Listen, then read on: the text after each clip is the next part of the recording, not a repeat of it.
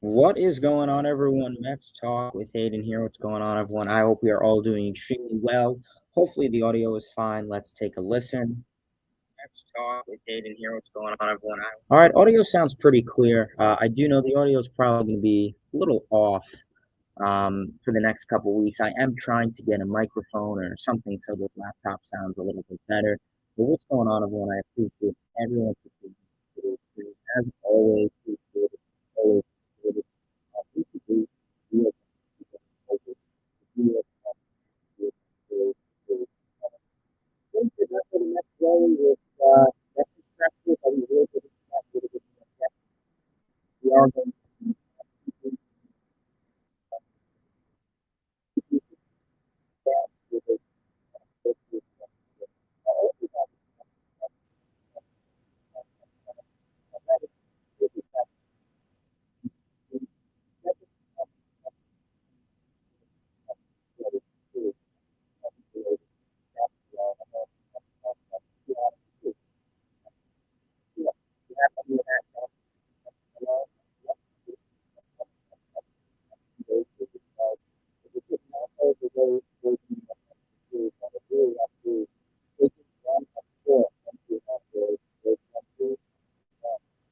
Not a series that went the Mets' way. You were hoping coming into the series that you could at least split it, and now the Mets are 3.5 games back of the Atlanta Braves, who are in second place. This was a very important series.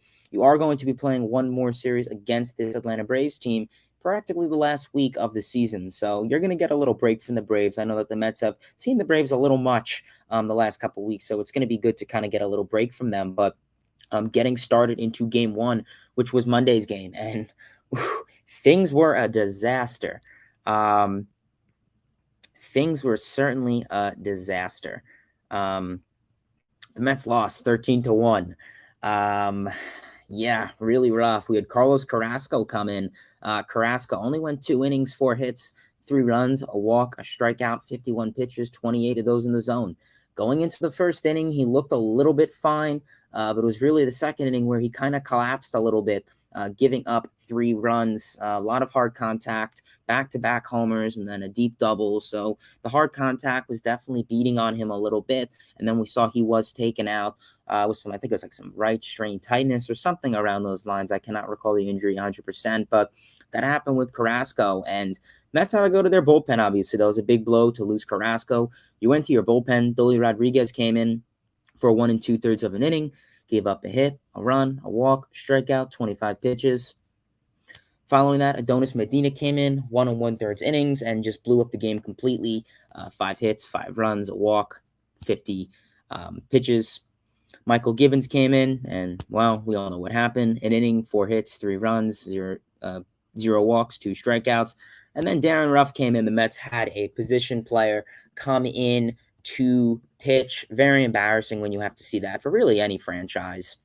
No one wants to see,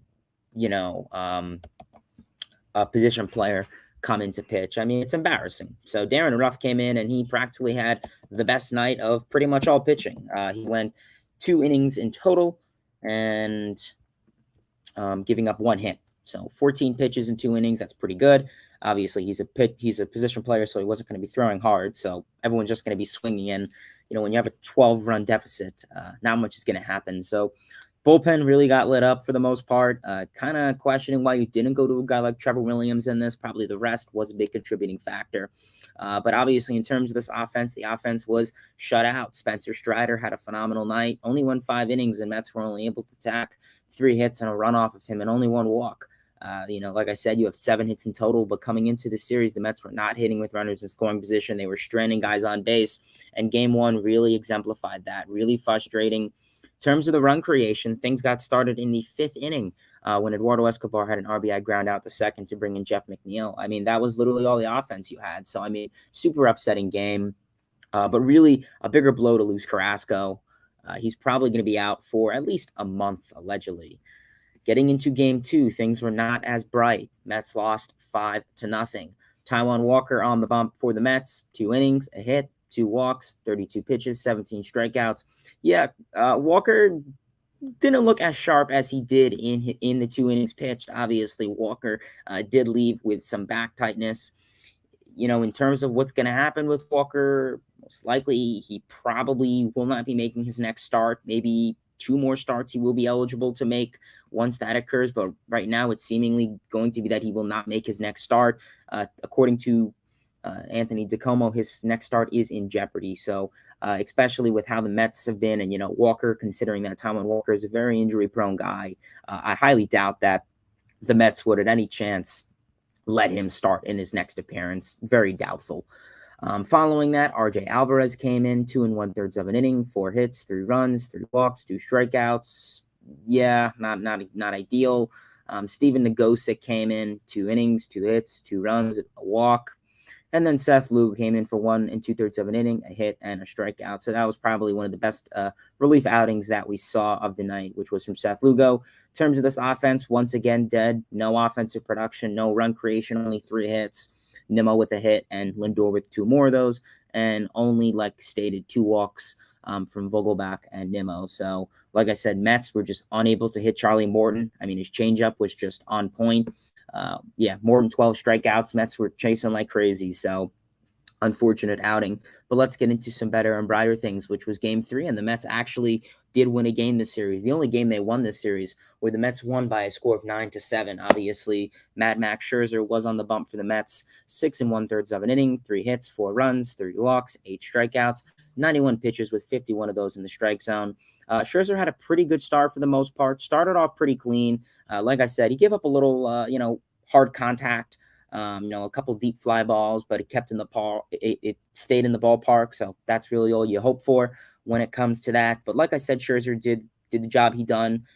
Confused hitters with his nasty slider, changeup, looked phenomenal, looked on point. When it came into the 7th inning, like I said, it's phenomenal. The length, the longevity that guys like Scherzer and DeGrom will give, and we saw that in this game.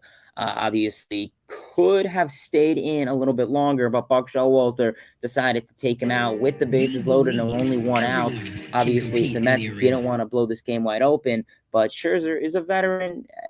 You could have a little bit more trust in your starting veteran pitcher, but Showalter said no, and he went to Adam Ottavino and probably went to regret it, because Ottavino came in for 2/3 of an inning, gave up a hit, a run, and a walk, and obviously 3 of those runs were inherited from Max Scherzer. So in terms of Scherzer being on the mound, he really only gave up 1 run. But obviously, with Ottavino coming in, he gave up that home run. So, like I said, super unfortunate, super annoying to see. But you know what? That's just how baseball is sometimes.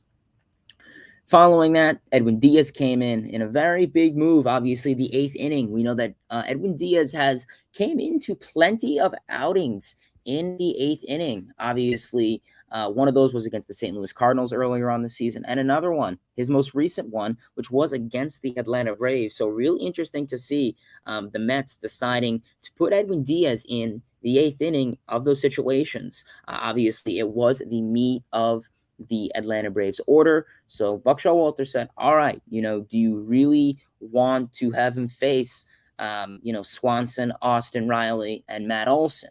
Obviously, they all went 0 for 3 and 0 for 4 in the night. So you got the job done there. But it came into question is, are you going to trust a guy like Trevor May? Or obviously Seth Lugo pitched the night before, so he was out of the picture. So your bullpen options were very limited for this outing. So Edwin Diaz came in for the 8th. And went 1 inning, 2 strikeouts.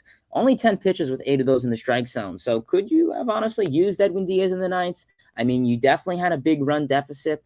You could have arguably used him in the 9th, but no. Buck Showalter went to Trevor May, and Trevor May really did not have a good outing. Obviously, May, 1 inning, 3 hits, 2 runs, 2 strikes, 27 pitches. So his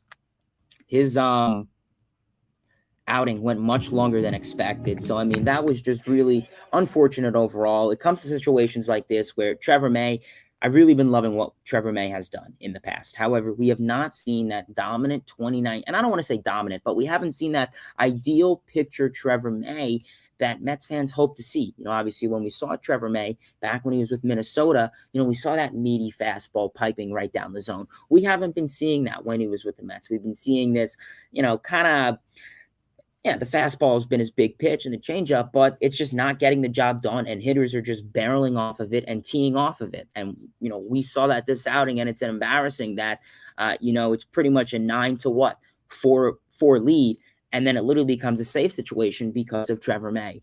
So, I mean, when it comes to bullpen, I've said a million times on this stream, I think Epler's done a phenomenal job at this deadline offensively, both bullpen-wise. I don't trust Joely Rodriguez. I don't trust Trevor May. Seth Lugo, I'm still streaky on. There's only one guy I trust in this bullpen, and that's the closer, Edwin Diaz, and unfortunately, he can only pitch in so many outings. So, I mean, it's just really unfortunate that it came down to like this. Luckily, you won the game. I mean, obviously, the final out, which was an Acuna deep fly ball to the right fielder, Starling Marte, I thought was gone almost off the bat for a little bit.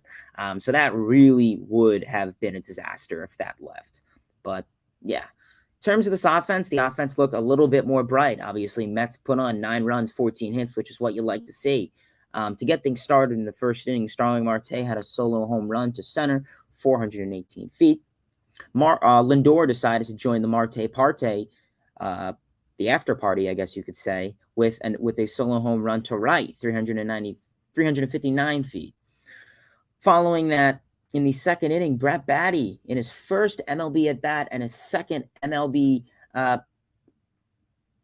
practically count, as you could say, he had a 2-run homer to right field, 377 feet to bring in himself and Marcana. Following that, in the 6th inning, Marcana had a deep double to left to bring in Jeff McNeil. And then in the 7th inning, Marte Parte decided to have an after party. I know, no more corny jokes, but he had another solo home run to center, 431 feet. And then in the 9th inning, to kind of crack this game wide open, Pete Alonso had a 2-run RBI single to center to bring in Nimmo and Lindor. And then Vogelbach, to put the icing on the cake for the final run of this game, had an RBI double to deep right to bring in Alonso. So really important 9th inning. We saw that the Mets really had this a close ball game, and I can only imagine what happens if the Mets didn't tack on the runs that they did in the 9th inning. Obviously, it gave the Mets much more leverage, obviously, with Trevor May. Obviously, if you didn't, it would have been, a 1-run game, and you probably still would have went to Diaz. And if you didn't, that would have been a disaster for the Mets and Trevor May, obviously. That would have been very unfortunate. But like I said, for the most part, pretty good night offensively. This team was hitting with runners in scoring position. Canna with a really big series, a really big game. Definitely Canna had a really good game. Really impressive. Canna, 2 for 3 with the walk. Lindor, 2 for 5. Marte, 3 for 5. McNeil, 3 for 5. You like to see that. So really good night offensively. And getting into game 4 and the final game of this 4-game series, as we can see, the New York Mets lost this game by a score of 3-2, and this was a game that really should have been winnable. I mean, this was a game that really was winnable, and you kind of gave it away. You had Jacob deGrom on the bump, and deGrom, did deGrom-like things for the most part. Obviously, deGrom went 6 2/3 innings with 5 hits, 3 runs, 0 walks, and 9 strikeouts. Pretty much what we've been seeing out of him. 95 pitches, 68 of those in the strike zone. So what we have been seeing is deGrom is starting to, go out there a little bit longer. Buck Showalter is having a little bit more faith in his ace all-star Cy Young pitcher and Jacob deGrom and let him go out there. Obviously, we know if there was going to be some sort of pitch count, that was going to be a question, but there was not a pitch count for deGrom. Mainly, obviously, was this close to getting out of the inning, but BrettBaty was not able to field a ground ball, which let the Braves lineup to continue rolling, and Buck Showalter said, you know what, I don't want deGrom to get to 100 pitches. Obviously, when it came to facing guys lefty on righty, that had nothing to do with it. It was just more the pitch count, which got a little bit of a concern for deGrom. Who knows? Maybe you could have tried it, but you know what? Showalter had some bit of fear in leaving deGrom out there a little bit longer. So, you know what? Like I said, you had faith in him, and yeah, that was really how it went. But obviously, after deGrom, you had Seth Lugo come in for 1/3 of an inning. and gave up a hit. And obviously that was a little bit of a light hit from Harris, Michael Harris, the second to center. Everyone was trash talking Nimmo, saying, oh, Nimmo, you got to field that. It was a light hit ball, really tough to play. Braves had the speed.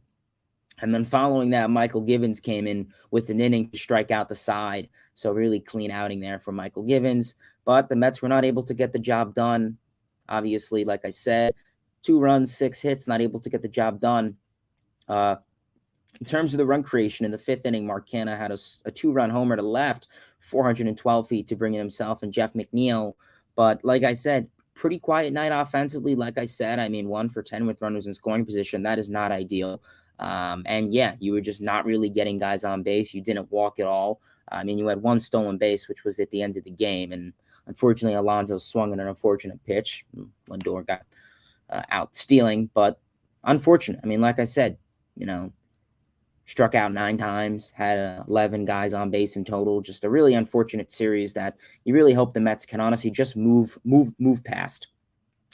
But we will do that. We'll move past and get into the New York Mets and the Philadelphia Phillies series preview. So the Mets are back to Philadelphia. We know that the Mets played the Phillies at Citi Field a couple weeks ago, but they will be in the city of brotherly love now to play a 4-game set against the Philadelphia Phillies. Obviously, coming into this, the Philadelphia Phillies are 65-52 with a record of 32-26 at home. Obviously, the Phillies have been pretty hot lately, to say for the least. They've really been doing a pretty darn good job on really all cylinders. So I'll give Phillies credit when they need it, and they certainly do need it. That is true.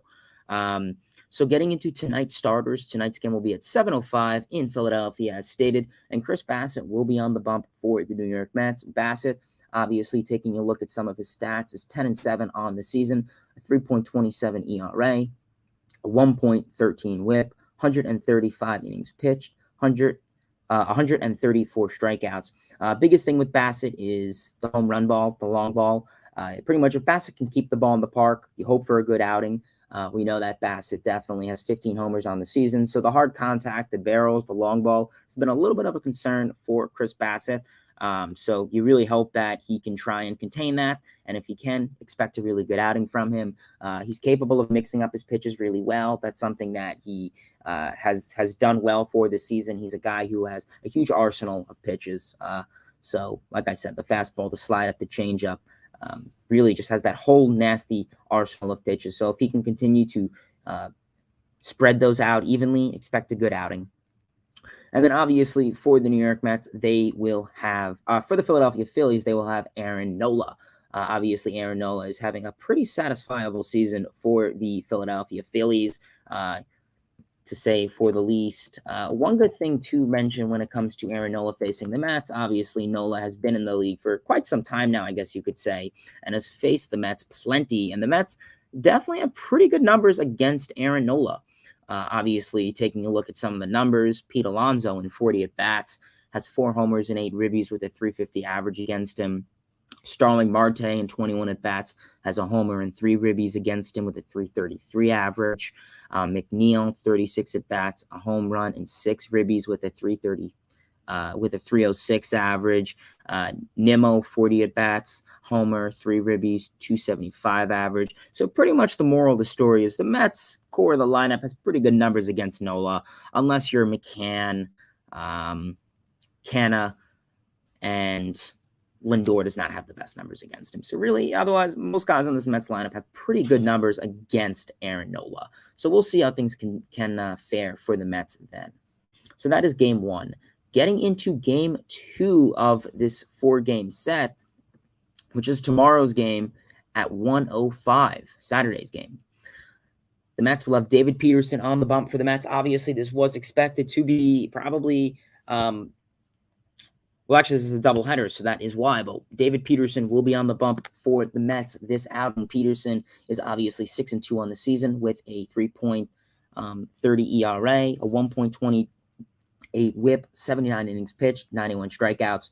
Peterson has been doing a phenomenal job when it comes to situations like this. Peterson will come into outings where he isn't really supposed to start. He's filling in for someone. It's a doubleheader. injuries, whatever. And Peterson has been doing a phenomenal job, obviously, with the Mets being 7-2 in outings where Peterson starts. So you really hope for a really good outing against David Peterson. Like I said, really good stats. The slider has been really nice. He's been striking out guys a little bit more. His strikeout percentage has gone up. 91 strikeouts in 79 innings pitched. That's very impressive. We know that, I guess, the last couple years, with the exclusion of 2020, or really just last year, he tried to become a ground ball pitcher, and he kind of is still like that. But definitely the only concern for Peterson is the pitch count. He's a guy who can go into the 5th inning with 100 pitches thrown. So maybe for Peterson, continue to use that slider, get command of the strike zone so you don't walk guys. That's the biggest thing. That's kind of a deterrent for Peterson, is the walks. So if he could not walk guys, pound the zone with the slider. Like I said, keep command of the zone, strike out guys at the rate he's striking out. And use that ground ball. Obviously, you want to use that ground ball in situations where it's runners in first and third, 1 out, boom, ground ball right there. Little stuff like that works. Or runners on first, whatever, 1 out, whatever. So stuff like that works. So Peterson, lefty, we'll see how things can go there. And for the Philadelphia Phillies, they will have the former New York Met in Zack Wheeler. So that should be an exciting outing once again. We know that the Mets have faced Wheeler a dozen times already this season, so it's nothing really new. Just always cool to see a former New York Met playing against his team. Getting into Game 3 of the 4-game series, which is also tomorrow night's game. It is a 2-game doubleheader. This game will be at 7:15. Obviously, Trevor Williams is the expected starter for the New York Mets. Williams, obviously, 2-5 on the season, 3.02 ERA, a 1.16 WHIP, 65 2/3 innings pitched, 58 strikeouts. Like I said, Williams has honestly done a really phenomenal job coming into outings like this. Like I said, with Williams, don't take a look-see on his numbers too much. Don't look at his ERA, even though that's an average ERA. With Williams, you kind of got to read in between the lines with him. He's a guy who really just came into outings and has been dominant. He's been spending a lot of time in the bullpen in relief situations and has really been figuring out his repertoire, what type of pitcher he wants to be. Definitely a completely different pitcher than he was in Chicago last year in the first half, and even with the Mets in the second half when we had him. So he's really been doing a phenomenal job. So hopefully Williams can, give the Mets some depth. Like I said, he's your long reliever. So maybe if, you could try to inspect, maybe at least 6, 7. I mean, 6 innings would be ideal. 7 would be a dream, but probably 5, 6 innings you'll get out of him. And then obviously for the Mets, for the Phillies, they will also be having their lefty kind of long reliever fill-in type of guy in Bailey Falter. Mets did beat up on Falter early last time. He is a lefty, and we know how the Mets do have their fair share of issues against hitting with left-handed pitching. So like I said, if the Mets can simply enough get on these guys early, you could hope for a really good outing. And that's kind of been the story for the Mets this season is, they'll really jump on a lot of these lefties who have sliders early on in games, whether that's Trevor Rogers, whether that's Patrick Corbin or someone. They get on these guys early, and then they really let them sink in. So I guess the biggest thing for the Mets in terms of this game is get on Falter early. Get on him in the first, second inning. Work at bats. Don't give him, a 5 to 10, first pitch inning. Challenge him. That's the biggest thing there. And then getting into Game 4 and the final game of this 4-game series, and the final game that the Mets will be playing against the Phillies this season. I know it's crazy to say, but surprisingly, the Mets have played a lot of games against the Phillies already. Most of those games were obviously back in April. So that's really interesting to see there. So the Mets will no longer be playing against the Phillies, but in the final game, the New York Mets starter is undecided. So we'll see how it goes. Are they going to go for an opener? Are they going to call up a guy from AAA? Obviously, it's unfortunate that you don't have Walker and Carrasco in this outings due to them being on the injury list. Walker is not, definitively on the injury list, but his next start was labeled in jeopardy. And obviously, I don't think the Mets are going to want to challenge or test him to make that start. They're probably going to want to give him a start break. So we'll see. But yeah, Mets starter is to be determined. Philly starter is Kyle Gibson. Mets have had some luck against him there. But yeah, like I said, the injury list for this is not ideal. Carrasco, 15-day IL, and then Walker is day-to-day. So obviously Carrasco is definitely out for this series. It's 100%. Walker, I highly doubt it. I think it'd be very rare that he makes the appearance, considering Walker is a very injury-prone guy. We saw how he was in Toronto. We saw how he was in Seattle. I don't think the Mets are going to want to risk it at all. I get it. It's back tightness. He's a pretty big dude. He is a unit. Mets aren't going to want to risk it. So, obviously, getting into this series, it's going to be a really exciting series, to say for the least. Obviously, the last time the Phillies played the Mets, they lost. Mets were able to take 2 of 3. So we'll see how things can go there. But looking at the last 5 games, the Mets are 2-3, and the Phillies are also 2-3. So it's going to be an exciting series, to say for the least. In terms of my predictions, I think the Mets, I think they could split the series, at most take 3 of 4. I think that'll be exciting, and I think that's reasonable to say. In terms of guys to keep an eye out for this series, I think number 1 is going to be Mark Canha. We've really been seeing, I guess, in this Braves series, where Canha, coming into that series, only had 18 extra base hits in the whole season, where he had 5 that total series. So what we saw was Mark Canha was hitting the ball really well in that series, in this Braves series. He was hitting the ball well, a lot of extra base hits, hitting it up the gap, hitting it to the warning track, little stuff like that. So I think Canha is really expected for a really good series. I think he's going to have a big resurgent series. We know that he was kind of slumping a little bit, so I think he's going to have a big series. Number 2, I'm going to go Pete Alonso. I know he had a little bit of a rough Brave series, but I think he'll have a big series, considering he has great numbers against guys like Aaron Nola and the Phillies itself. So I think he will be my second guy to keep an eye out on, and I predict he will hit 2 homers this series. I know he's been a little ice cold with the long ball. He's still hitting the ball.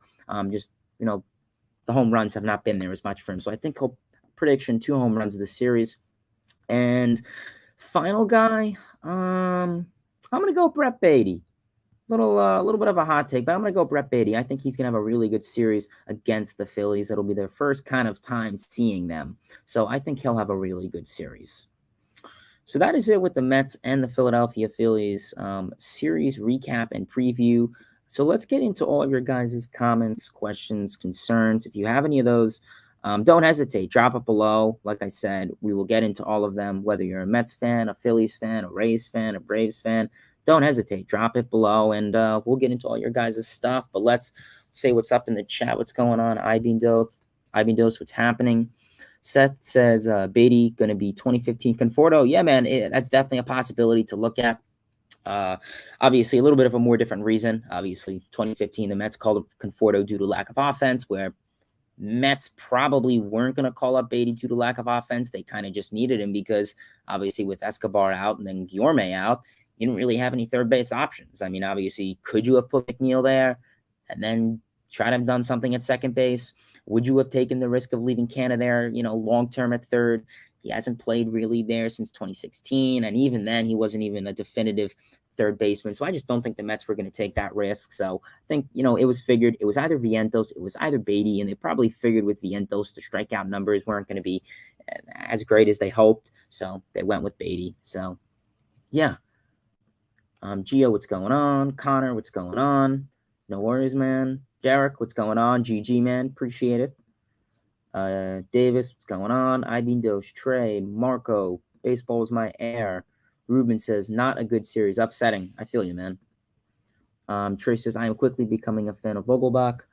Just watching him run the bases is pure entertainment gold, LOL. All jokes aside, he has a very good eye at the plate and has been clutch. Yeah, I mean, I don't disagree with you on that. I think Vogelbach, I mean, we talked about him last stream, has really been bringing 2015 second half, vibes to this team. I mean, obviously, he's really been doing things that the Mets needed. Obviously, he provides power. He provides that contact. And the on-base percentage for him has been surreal. The walk ratio has been more of a surprise. I really thought that he wouldn't be this walk machine. Obviously, 10 walks and 15 strikeouts in the outing so far. Though that's a pretty good ratio from walks to strikeouts. So that's really good, and hopefully we'll continue to really just continue to see the success from Daniel Vogelbach. So, like I said, we'll honestly have to watch and wait and see. Cal, what's going on? He says, hey, Hayden, how are you? Unfortunate series, but can't win them all, LFGM. Yeah, man, listen, like I said, you cannot win them all. Kobe, what's going on? Kobe says, hey, Hayden, what's up? Upset the Mets couldn't take the series, but I'm hoping they'll do more this upcoming weekend. Yep, that's all you could hope for, man. Same here. Trey, what's going on? Trey says, thoughts on the Fernando Tatis Jr. and his steroid use.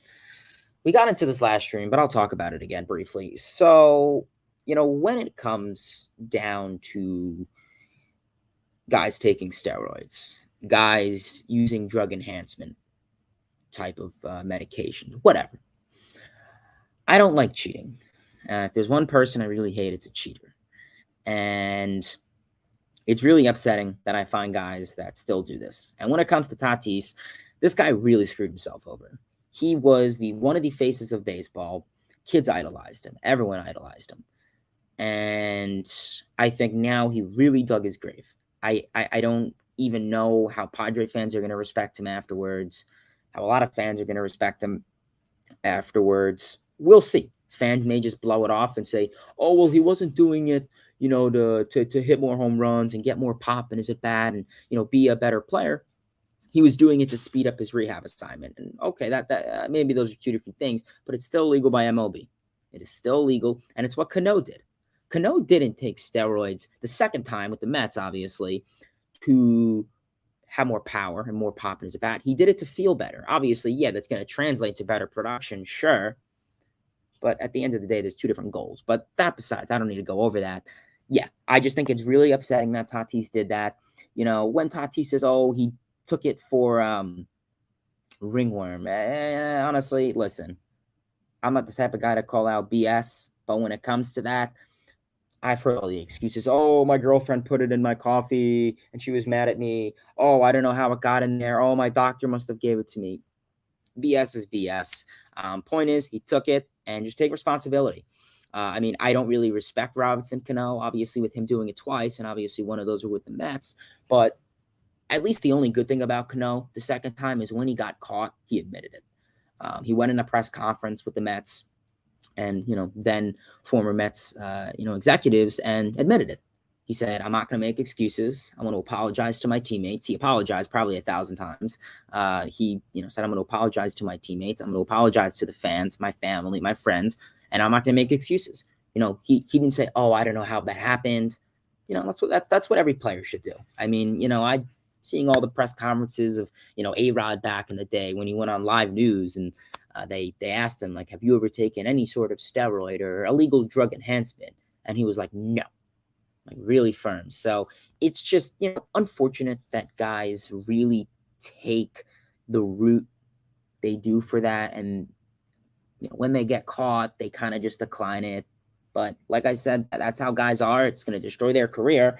Tatis, obviously, one of the faces of baseball. It's unfortunate he did it. Listen, I know I bash on the Padres a lot, but AJ Preller, the Padres, they have really put on one of the best teams on a baseball field. You look at them, you think of, the 90s Yankees, the early 10,000s, the early 2010s Detroit Tigers. It's just amazing what this team has done, and it really sucks when it's your, young star shortstop. Cal, what's going on? Cal says, how about BrettBaty having a great first two games? I'm hoping this guy is something special. And me too. Like I said, with Beatty, I really hope you can try and get the best production out of him. Obviously, defensively, he was kind of working on that in AAA. But like I said, offensively, that's going to be the big goal. Right now, Mets offense has been a little quiet, so you hope you can try and have some type of contribution from the third base position, considering you weren't really getting much from Escobar, and you were getting an adequate amount from Guillorme. Guillorme was kind of a little inconsistent, but whatever.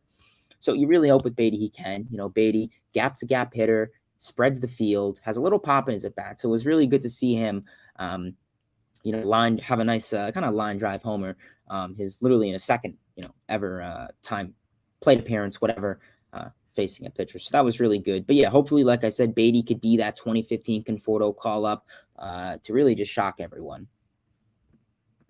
Darren, what's going on, man? I appreciate you. Darren says, absolute scenes, Hayden. What's up, man? I'm doing well, man. Appreciate you tuning in. Loyal Mets fan from the United Kingdom. Seth, what's going on? Vlodomir, what's going on, man? Appreciate you guys for tuning in. Seth says, should Nimmo still be the leadoff man? All right, so this is a topic. I when I saw you comment to this, I'm like, I like this. All right, so let's get into Nimmo. So obviously, it's no secret that Nimmo had a really stressful and struggling series against the Braves. And the last couple months, he's really been struggling, especially the last couple weeks. Ever since he got that, that cortisone shot in his hand, he really hasn't been kind of the same player. And obviously, those do take a month kind of to wear off. To do some little research I did. And it's been a little bit more than a month. And right now with Nimmo, it's probably a little bit of a slump. It happens. It happens to the best of the players in the game. And it's happening to Nimmo. With Nimmo right now, we see that he took a completely different approach at the plate this season than he did in the past seasons. Obviously, the past seasons with Brandon Nimmo, he's been a really high on base percentage guy, high walk percentage guy, really low strikeout, really low trace rate, and just get on base a lot. He would be a walk machine. He would work the account, constantly 3-0, 3-1, 3-2 accounts from Nimmo. Be an 0-2 accounts and still manage to walk. Next 4 pitches, draw walks, foul the right pitches off. But right now with Brandon Nimmo, he just hasn't been doing that this season. He's swinging the bat a little bit more. I do know that I think, changed his bat size coming into this season, and he's swinging the bat a little bit more. We've been seeing Nimmo get into a lot of 0-2 counts, 1-2 counts, fall behind in the account this season. The walk percentage has gone down for him big time. Obviously, Brandon Nimmo right now, we could take a little look-see at where the Mets are in terms of walks. That is something I am curious about because, Nimmo is known for walking, and he hasn't really done that much this season as stated. But in terms of that, let's see. Walks, yeah, only 44. The fact is Lindor's 48 and Alonso's 47. And the fact is Alonso is ahead of Nimmo. I would have never bet that. And yeah, you can make a case Alonso has been having much better plate discipline. But still, you really wouldn't expect it. And in terms of strikeouts, he's at 83. So, right now the team leader is Alonso, 102. So, right now with Nimmo, we kind of been seeing him strike out at least 1 or 2 times per game. And it happens, like I said, slumps happen to the best of the players. But, right now with Nimmo, it's been a little frustrating. And listen, if Nimmo wants to, be a little bit more of a chase swinger type of guy, increase his chase rate and start swinging more, I have no issue with that. But I don't want that in the leadoff spot because right now what we've been seeing a lot of the time is Nimmo in the first inning, specifically in the leadoff spot to get things started, isn't getting on base a whole lot. He's grounding out to the right-hand side or hitting a little fly ball to the left or center fielder. Where right now we've been seeing Marte in the first inning, who's been doing a phenomenal job. In the first inning, right behind Nimmo, Marte is providing all types of offense. Extra base hits, singles, hard contact, homers. He's been doing it. So right now, really, I have no problem with Marte leading off. It's not that Nimmo is, maybe he's not doing an ideal job in the leadoff spot right now. But like I said, I have no problem with Nimmo changing up his approach at the plate. But if it's a leadoff spot, then I want it to be Marte. And I know coming into this season, I know kind of March, April, in spring training and stuff, we were discussing, who should be the leadoff hitter, Marte or Nimmo. And a lot of people, I think I actually did say Marte because you have that asset of Marte getting on base and him stealing and Nimmo driving him in. And maybe that could be something that Marte could have. We know that he hasn't really been stealing a whole lot of bases this year. Last year he had 57? 50, 56, something around the 50s, and he isn't even near that this season. I think he's at 20 or somewhere around that. So maybe that could be a little bit of a thing. And we know the Mets are kind of struggling to hit with runners in scoring position and offensive hitting with, runners in scoring position and driving them in. It's been a little shaky with them. So maybe that could be kind of a little bit of a contribution. So right now I have no problem with Marte being leadoff and moving Nimmo maybe to the 8th spot and putting McNeil up there or something around that. Trey says, for Jake's health, I hope he uses more changeups. It's not feasible to continue to throw 100 mile per hour without having rotator cuff surgery. Nah, that's a good point, man. That is a good point. Marco says, yo, LFGM, the Mets are playing really well as of lately. Yeah, they are. There's no declining that. Karen, what's happening? Appreciate you tuning in. Phillies are tonight. That is correct. Davis, what's going on? Davis says, how many RBIs will Pete Alonso finish the season with? So right now he is at, let's see. Pete Alonso is at 99. So he's one shy of 100. So right now the Mets club record, I believe, is 124, set by David Wright and Mike Piazza. So right now, I really can see him breaking that, considering that there's only like, I think it's like 35, 40 games left. And, he has, a game or two where he averages 5 RBIs. He's had a lot of those this season where he'll have 5 RBI games. I could easily see Alonso breaking the record of, I think it's, what was it? It was 124, actually. My apologies. He had 120 in 2019, so he was 4 from tying and 5 from beating it. So, I mean, he's only, what is he at, 99? So he's practically, and what's the Mets record? 124. So he's only 25 away. And I think there's like 30-something games left, maybe around that. So he definitely can. And, like I said, Alonso has had plenty of 5 RBI games this season. If he starts to, hit for some more homers this season, that definitely is possible. And I think he could probably finish. I think he'll finish like 129. I think that's a fair guess. Cal, what's going on? Cal says extra inning rule. I really don't like it. Hopefully it goes away during the postseason. Yep, you and me both. It's no longer needed. Alex says, let's go Mets. Yes, sir. 100%. Ibn Dill says, is it possible that DeGrom could still manage to win the Cy Young award this season, or was his absence in the first half going to prevent that? Yeah, I think his absence in the first half is really going to prevent it. Right now, you really have to look at a lot of other guys in the league. Right now, obviously, Sandy Alcantara is having a phenomenal season down with Miami. I mean, he really has been having a great season. And even if he wasn't, I mean, yeah, maybe you can make a case for DeGrom still, but it'd be very hard for a lot of the voters and the guys that decide the Cy Young, obviously all these journalists, to make a case for DeGrom. The innings pitched.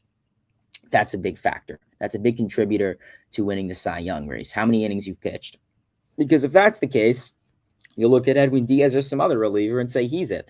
And don't get me wrong, I think Diaz can get some Cy Young votes, but he's also a reliever, so it's a different situation. But it's not impossible for DeGrom to do it. But if some miracle he does get Cy Young this year, he would have to go. I mean, his next probably would have like 6, 7 more starts.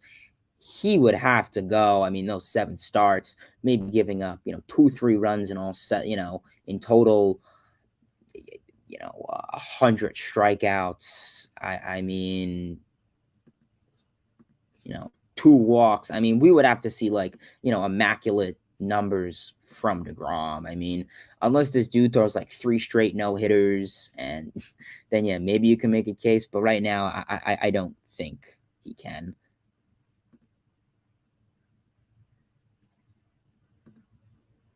You need a full season pretty much. Paul says, new venue, same good Mets news. Yes, sir. Yes, sir.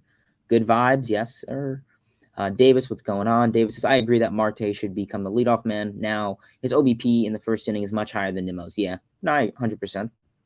Trey says, looking forward to getting Tyler Mcgill back. He provides so much more to that bullpen depth, innings, and more. Yeah, no, I agree, man. Mcgill is going to be an exciting guy to have back on this team.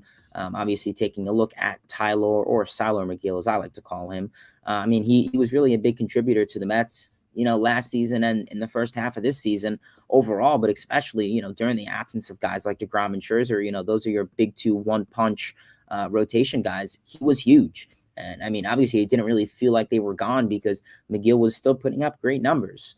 Obviously, he had that like one unfortunate outing against the Nationals where he was injured when pitching and gave up like 8 runs in 2 innings, which inflated his numbers big time, and just hasn't really been able to stay healthy since coming back. I think he had 1 stint, or I think 2, and then it didn't work. So, but right now he is throwing on the field at Citi Field, so hopefully he'll be back probably at the end of this month.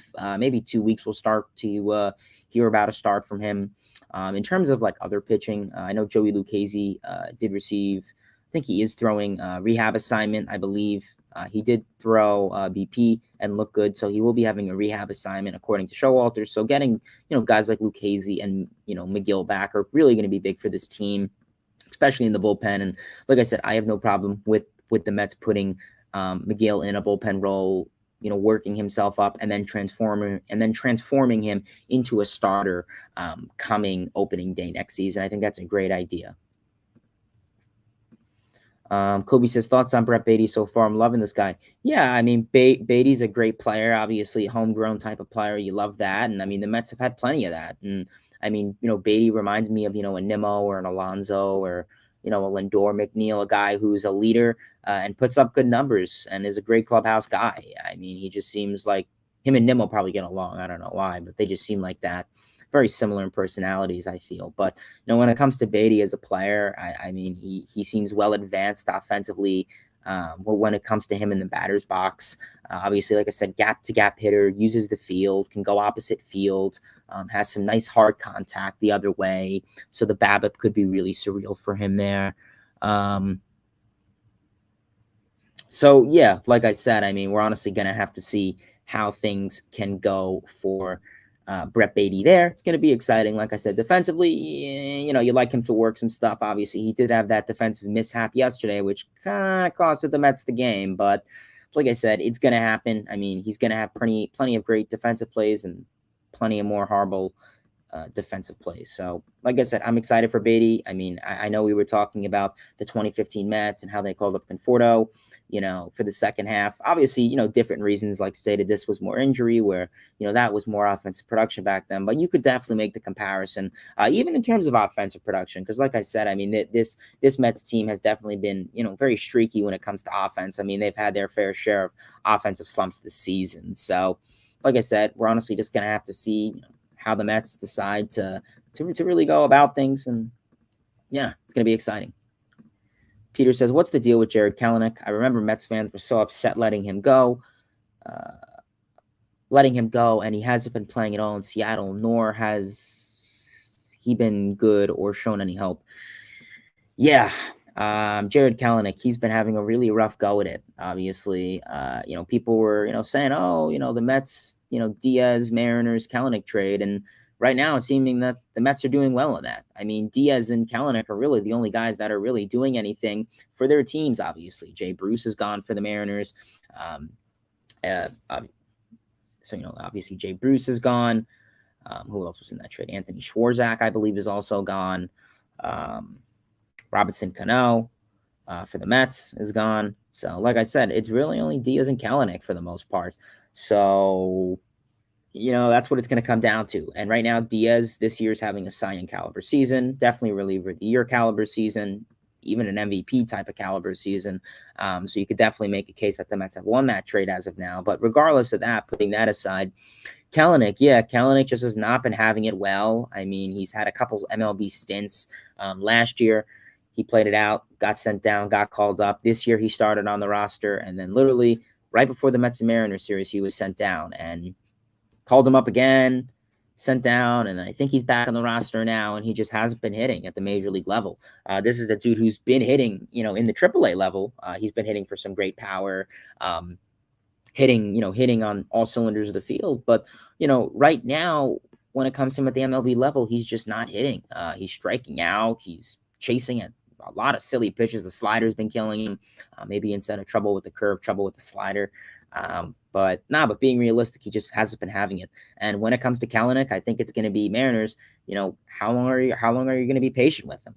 When it comes to prospects and guys like this, I guess we kind of had one full year of Kalanick, obviously 2021 when he made his debut. It's kind of been a full year. I think coming into next season is going to have to be getting into reality on stud or dud.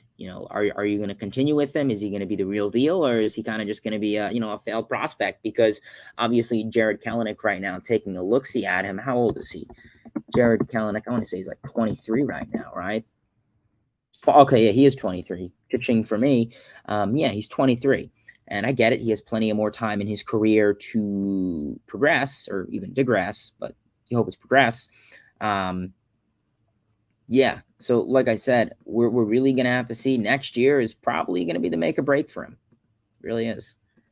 Camden, what's going on? Any chance the Mets call up Alvarez this season? It's a possibility. I mean, because they called up Beatty. Well, I don't want to say they called up Beatty because that was more, because of injury, but maybe because they called up Beatty, that could influence the Mets to call up Alvarez. Right now, McCann's been horrible. I mean, the only good thing is when it comes to him throwing out runners, stealing. Otherwise, this dude can't do anything. He can't hit. Defensively, I guess he's been framing a little bit better than last year, but offensively, he's providing nothing. And like I said, considering that the Mets lineup can be streaky at times, you need a catcher who could at least hit, I hate to use average, but, at least hit 220, 230. And we haven't been seeing that from him. He's just been completely abysmal at the plate.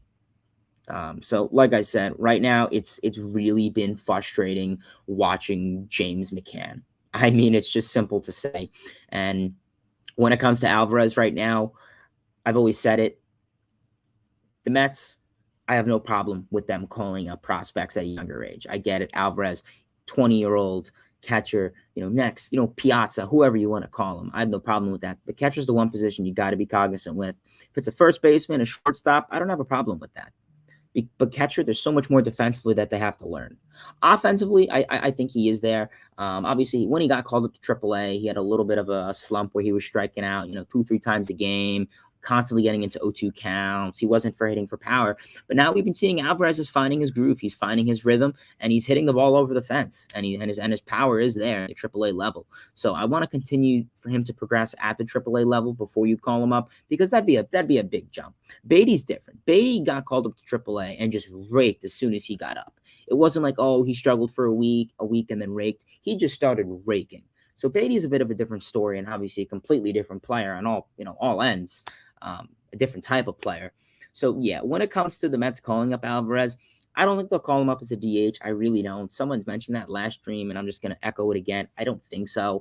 But yeah, right now with Alvarez, it's probably, like I said, April of next year. He'll be on the opening day roster. It'll probably be the topic of talk in spring training. The Mets going to, make Alvarez a starting catcher. Probably. And you just tell McCann to go, yeet himself and whatever, I don't know, try and do something with that contract, because will that be $40 million then? That's really going to be unfortunate. So yeah, it's going to be it's rough, and especially Mets make the playoffs. You can't trust McCann. You really can't. Baseball is my air, says the DeGrom duo is elite. I love it. Yeah, 100%, man. Can't go wrong with it. I mean, the fact is that the Mets have this phenomenal 1-2 punch that we haven't seen a whole lot. In that MLB hasn't even seen a whole lot. I mean, there's only been so many times where that the Mets have had, or really just in baseball, had back-to-back Cy Youngs in a rotation, and multiple. I mean, obviously DeGrom 2, Scherzer 3. Marco, what's going on? Marco says, love Vogelback. Likewise, man. Likewise. Christian, what's going on? He says, woohoo, the Panda Bear Babe Ruth Vogelback. I know that's your little nickname for Mr. Vogelback. Michael, what's going on? Cal says, do you see the Mets calling up Matt Allen in 2023 or 2024? Haven't heard much of him recently. Well, you shouldn't have, because he had Tommy John, and he hasn't pitched probably since, I think, 2019. So you're going to need him to pitch a little bit more. So to be honest with you, probably 2024. I Heart Sports, what's going on, man? Appreciate you tuning in. He says, how scared should we be about the Braves? They've been close to quiet the gap these past 2 months. Yeah, I mean, the Braves are definitely kind of been on the Mets' tail for a while, obviously, starting off with a 10-game lead. Then it went to a half-a-game lead, then a 5.5-game lead, 6.5-game lead, and now back down to a 3.5-game lead. So yeah, like I said, it's going to be frustrating watching this division. It's going to be close. Right now, it's probably just going to be the Mets and Braves for the NL East. Phillies are 10 games back, so, I mean, they can do something if they go on a hot streak, and Mets and Braves kind of tumble a little bit, so maybe the Phillies. But right now, I think it's really just Mets and Braves for the most part. And it's going to be a close race. I mean, obviously, the Mets play the Braves one more time, and I think it's that last series for the season, this season. I think it is in October, like the last week of September. It's going to be Mets and Braves. And that series, if they're kind of, playing at the same level right now, and if they're kind of, playing, 3.5, 4.5 games, ahead, that series is probably going to determine the NL East. And like I said, Mets fans, yeah, wild card, it's still getting in. Obviously, you definitely want to keep that number 2 seed. And you want to win the division. I mean, the Mets haven't won the division since 2015, and obviously before that, it's been a hot minute. And let's be real. I mean, would you rather your team make the wild card or the division? I mean, I think everyone would say the division. So, Like I said, we're just going to have to see. It's going to be exciting with the Mets and Braves. It really is. It's not, and there's nothing to do with the Mets not playing well. The Mets are playing well. It just has to do with how well the Braves are playing. Obviously, the same thing happened last year where, the Braves weren't good in the first half and a little bit of the second half. Trade deadline happened and they got hot. They bought the players they needed to. They bought wins. They didn't buy players. They bought wins in Rosario, Soler, guys who didn't have the best numbers, but came into clutch when it mattered, put up the at-bats when it mattered. So, it's not that the Mets aren't playing well and the Braves are. Both teams are playing well, and that's the issue, is the Braves are going on these 13-game win streaks, these 2-game win, these 5-game win streaks, 7 games. So that's how it's going to be. So it's going to be interesting. Davis says, I'm hoping Taijuan Walker can come back ASAP. We still have Peterson, Williams, Mcgill, and Lucchesi. Even Rbis to take a spot over for a bit. True. Alex says, scale of 1 to 10. What would you rate Billy Epler so far? Consider the bullpen now, too. Okay. Yeah, so, it's kind of, Epler's done really a good job. Obviously, he had a better offseason than trade deadline, in my opinion. Obviously, bringing in Scherzer, Canna, and Marte, I would say Escobar, but he hasn't really done much. Obviously, bringing in all those guys in practically the span of a week is just insane. But yeah, Billy Epler, the GOAT, whatever you want to call him, has done phenomenal things for this team. Obviously, when it could be called calling up BrettBaty, obviously in terms of the roster construction, that obviously goes on him too. But simply enough, the trade deadline was really where everyone was hoping that Billy Epler would really make a big move, and unfortunately, he did not. Obviously, offensively, I think he was very sneaky and had that 2015 approach of, calling in some guys that kind of cheap rentals, kind of out of their prime, veterans, but could have a 900 OPS against lefties in Darren Ruff, or provide some power, extra base hit contact in Daniel Vogelbach, who has even been, an on-base percentage machine. Little stuff like that has been huge. The bullpen is what you didn't address, and that's where it's coming back to bite the Mets. Like I said, offensively, the Mets didn't sign a big offensive bat, and I'm okay with that now, considering how Vogelbach, Ruff, and Naquin have been. But you didn't sign a bullpen arm, and it hasn't been proving, because right now, Rodriguez, I don't trust him as the sole lefty, and I don't feel comfortable waiting until Peterson, Lucchesi, and Mcgill come back. Or not Peterson, but, Lucchesi and Mcgill come back. I don't have trust in Trevor May. I don't have trust in Seth Lugo. The only guy I have trust in this bullpen is Edwin Diaz, and you could only use him for what? 1 inning, unless you want to use him for 2, but then that's going to cause a whole thing. Adam Ottavino, okay, he's been good this season. He'll have 1 or 2 bad sliders that leaves the park in the worst possible time. Okay, so maybe you can make a good case for Ottavino, but right now things have really been tough for this Mets bullpen. So, it's unfortunate that the Mets didn't really go after any bullpen depth. Michael Givens has been okay. He's kind of been like 2 for 2 in his starts. He had 2 good starts, 2 really bad starts. So, yeah, we'll see. Bullpen is going to be a really big thing for this Mets team coming ahead. Like I said, you're going to get Lucchesi back. You're going to get Mcgill back. And hopefully that's, plenty of bullpen depth. You'll have Peterson in a definitive bullpen role likely. Same for Williams, who's continuing to do that. But, how long do you want to wait? I guess that's kind of the thing. Trey says, is it too early to start talking about the magic number? If so, when is the right time? September 1st? I'm getting excited for the playoffs. Oh, yeah. No, yeah, man. Obviously the magic number is something that all sports fans dream of, especially in baseball and obviously the Mets now. But right now, looking at the NL East, it's kind of close. MLB standings, 3.5 games back, 76 and 43 are the Mets.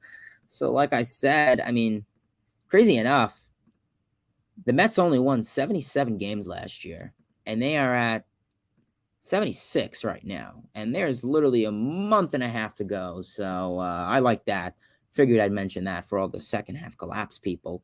But yeah, when it comes to the magic number, usually teams that win 100 games, which we don't see a whole lot, the number 1 or 2 seed, Usually they get that clinching spot September 10th, September 15th, I think is a fair thing to say. Like I said, it's really going to come down to the Mets and, Braves and maybe even the Phillies, we'll see. But Mets and Braves for that division spot. DeGrom not even going to get 15 starts the whole year. Can't win with that. Nah, I agree. Joe says, has the sound on your live stream been better? Yes, I know I am in a little bit of a new setup. I addressed it last stream. It was kind of last stream I was I was here. I'm actually at college now. So I am at school now and I am no longer at home for the next couple months.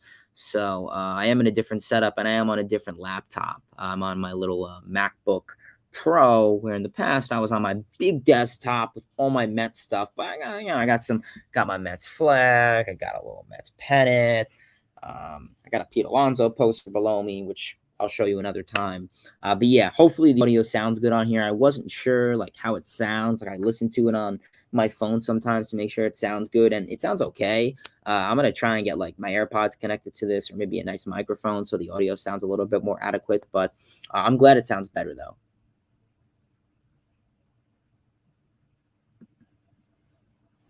Joe says that Kalanick Diaz trade still wasn't good just because of the Cano contract they took on, which doesn't allow the Mets to sign Schwarber. That's a case, I guess. Michael says, impressed with Beatty this series. I just hope he could pick up his defense a bit. Otherwise, no complaints. I agree. I could see a team like the Dodgers fix Kalanick. Yeah, I mean, I think Kalanick could definitely get some type of fixing.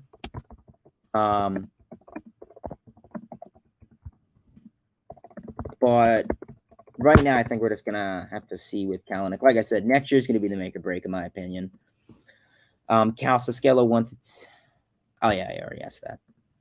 Andrew, what's going on? Andrew says, BrettBaty season. I know, dude. I'm sure you were really happy once you heard the news. I know you're a big BrettBaty fan. So I'm sure you were probably stoked when they called him up. I believe he probably is your favorite prospect, I'd imagine. What's going on with the Yankees lately? They've been 11-23 in the second half. Yeah, they've been pretty bad. Yankees their bullpen took a really big collapse. Clay Holmes being one of those guys. Offensively, this team is just not clutch as they used to be. The home runs have gone down a little bit for them, and they've just have not been getting it. Christian says magic number is 40. Still a bit early for that. No, yeah. You got the Mets going on still. BrettBaty is awesome. Yeah, can't agree. Can't disagree, I mean. Mets magic number is 40 for the division and 31 for a playoff spot. Okay, I like that. Yankees need a new coach. Yeah, they'll probably fire Boone. It's the same thing every season. So we are probably going to call it a stream here, everyone. Hold on, give me 1 second. Yeah, so we're probably going to call it a stream, everyone. I really do appreciate you guys for tuning in. 12 people in the chat. Love it as always. Yeah, we are probably going to call it a stream now. I really do appreciate everyone for tuning into today's stream, as always. Like I said, I'm going to try and get a new microphone, so hopefully if the audio doesn't sound great or sounds good, whatever, but I'm still going to try and get a new one. I really do appreciate everyone for tuning into today's stream. As always, in today's stream, we did go over the New York Mets and the Atlanta Braves series summary. We summarized pretty much everything that happened in that series. Then we went over the New York Mets and the Philadelphia Phillies series preview, obviously going over that. That was super exciting. And then obviously all Mets news, talking about BrettBaty, the Mets bullpen, 2015 Mets, magic number, the playoffs, and all really great stuff. So really do appreciate everyone for tuning into the stream as always. Like I said, everyone, smash that like button, turn on that ring button notifications, whatever they're called, so you never miss a stream or video. Tell your friends about this channel. Obviously, like I said, I know it's just Mets talk, but it's more than that. It could be Braves, Phillies, Marlins, whatever, and all of that great stuff. And yeah, if you're rewatching this on replay, kudos to you. Appreciate you tuning in to the stream. Awesome, awesome, awesome. Otherwise, Mets, Phillies tonight. Let's get into it. Gonna be really, really exciting. Yeah. Appreciate everyone for tuning in. Till next time, baseball fans. See ya.